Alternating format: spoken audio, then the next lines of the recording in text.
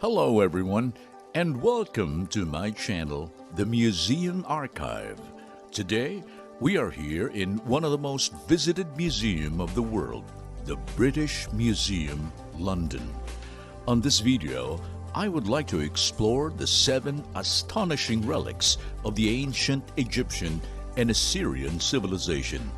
This short presentation is aimed to shed lights and overview of the ancient life, art, culture, and many more of Egyptian and Assyrian civilization.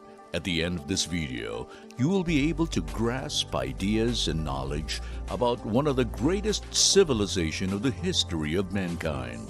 Come and join me, and together we will explore the amazing and diverse Egyptian and Assyrian piece of art inside the world's first national public museum.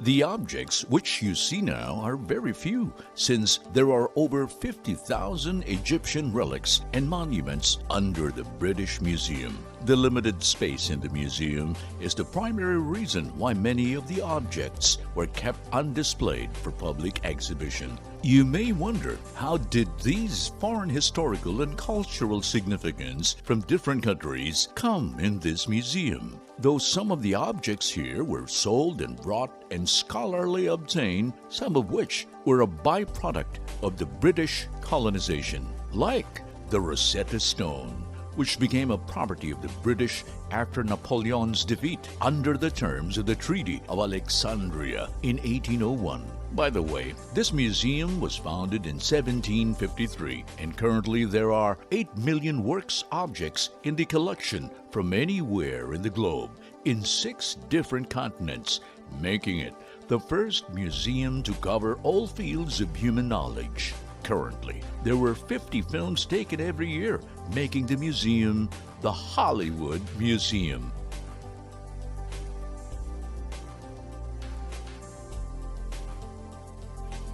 Number 7. The Guardian Lion. This 15-ton roaring lioness, which guarded the Temple of Ishtar, who is considered as one of the most important deities and was closely associated with love and war, was once served as a symbol of power in ancient Assyria. The placing of figures of lions was used extensively to decorate palaces of Assyrian kings, especially beside the doors of the temples or in the city gates, and was once an ancient custom in Mesopotamia. Actual lions were common in the region and survived there until the 19th century. The cuneiform inscriptions on the statue mention the name of the builder, Ashur-nasir-pal II, who ruled in 883 to 859 BC. One of the pair of lions which were found by Sir Austen Henry Layard and other pair was excavated by Iraqi archaeologists in 2001. Number 6. Head and arm of a statue of Amenhotep III. The statue is composed of red granite with a dimension of 209 centimeters and weighing 3,600 kilograms. For many years, the resultant features are thought to be those of Ramesses II, who is known to have ordered earlier statues to be modified to represent himself, in addition to inscribing them with his own name. It is now thought most likely that it was originally made for Amenhotep III, although the inscription on the torso from the Mut Temple has been completely erased. Various details of the face, such as the heavy cosmetic lines around the eyes, point to the style of Amenhotep III's reign, though it is also clear that it has been modified. The cosmetic lines have been largely eroded, and the lips have been adjusted by drilling in the corners to help create the illusion of a smaller mouth. The statue is so heavy that it took 8 days to move in 1 mile from the site where it was found. The double-wearing crown statue symbolizes Upper and Lower Egypt. It was found in front of the temple of Khonsu-pak-hered in the Temple of Enclosure of Mut at Karnak, currently the city of Luxor, and was brought by Henry Salt, a British diplomat and collector.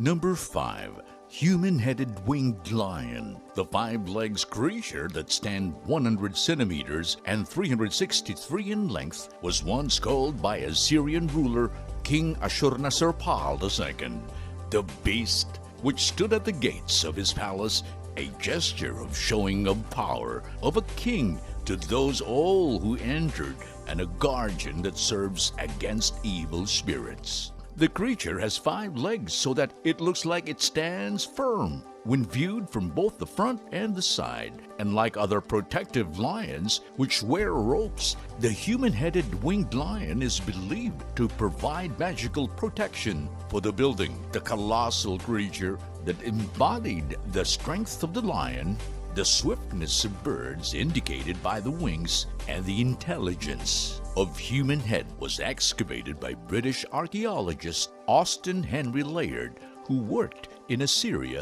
in 1845. Number 4. Boat of Queen Mutiara.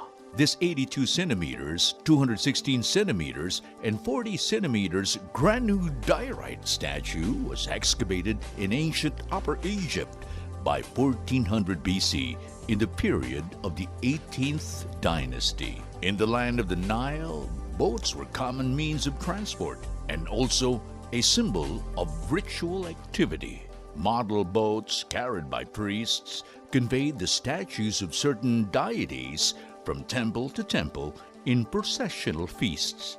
Mutiara, wife of Thutmose IV and mother of Amenhotep III, was in the guise of the goddess Mut, protected by the wings of a vulture and enthroned upon a sacred boat. The upper body is broken away, the hands were placed on the thighs, and the right holds an ankh.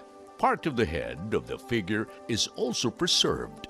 The prow is elaborated with Hathor heads and the base of the sistrum. The stern is wanting hieroglyphs, and the feel of the figure give the name and titles of the queen, and each side of the boat is incised with a widget eye and an elongated cartouche, also giving the name and titles of the queen.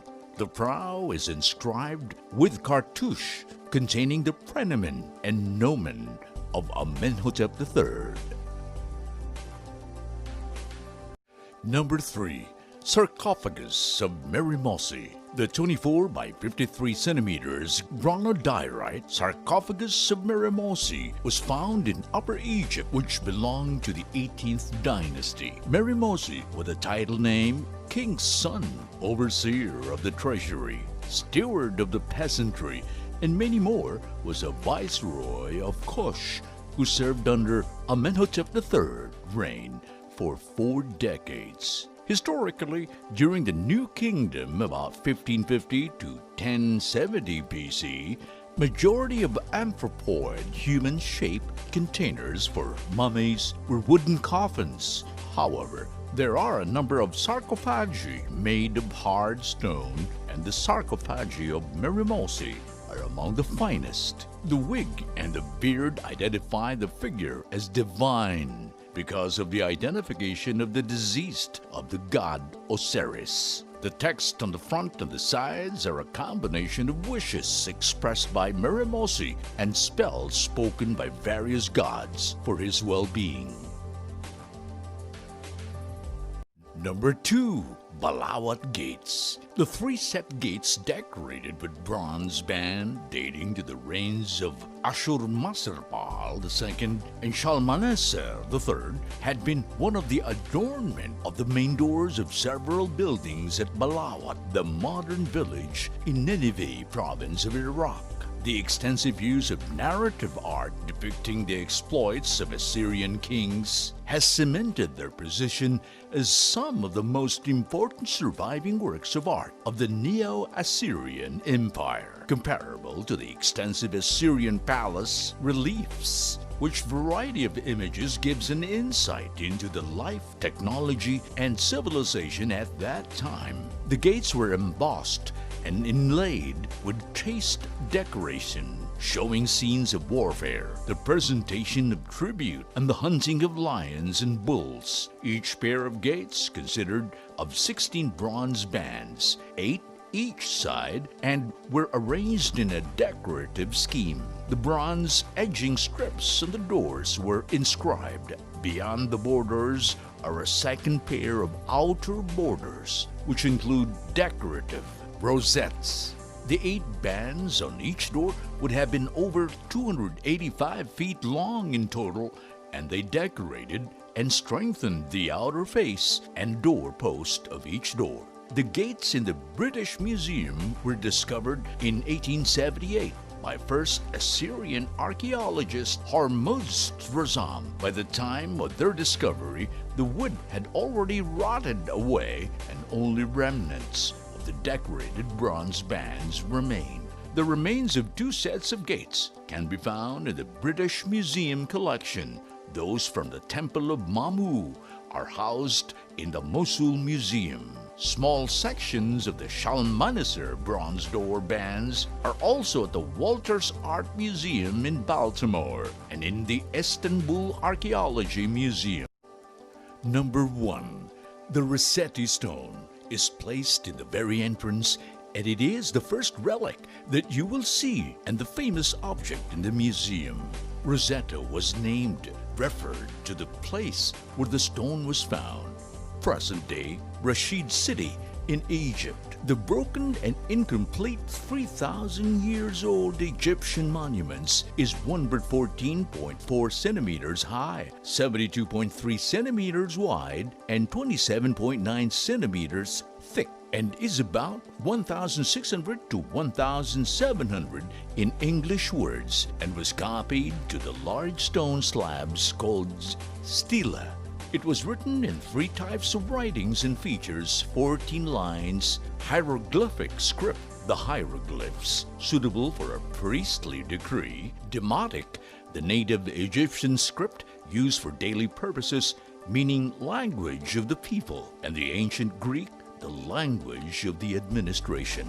The inscription of the stone is one of a series of royal decree passed by a council of priests that affirmed the royal cult of the 13-year-old Ptolemy V on the first anniversary of his coronation in 196 BC, which initial text refers the temple priests and the soldiers' taxes. Here are a few translations of the stone. He hath commanded that 2/3 of them shall be returned to the priests. Similarly, His Majesty hath re-established all the thing, the performance of which had been set aside, and hath restored them to their former condition. And he hath taken the greatest care to cause that everything which ought to be done in the service of the gods to be done in the same way in which it was done. In other translation, and he hath given unto the soldiers who are in his august service, according to their rank and of the taxes. Some of them the hath lightened, thus causing the soldiers and those who live in the country to be prosperous. You can find all the translation in Google and by typing Rosetta Stone translation. How this such one significant object vanished from Egyptian hegemony after Egypt became Christian. The Egyptian temples were closed and many of their masonry were demolished. At some time, the Rosetta Stone was broken and moved from its original location to Rashid, where it was built into a fortress by the ruler of Egypt, Sultan Qaitbay, in the 15th century. The Rosetta Stone was discovered on July 15, 1799, accidentally by the French soldier while digging the foundations of an additional fort near the town of Rashid, Rosetta, in the Nile Delta. Ultimately, the stone was surrendered by the French to the British forces as part of the Treaty of Alexandria in 1801, which eventually entered a British museum in 1802. The understanding of the Rosetta Stone is very important because it laid the foundation of the understanding of the ancient Egyptian writing.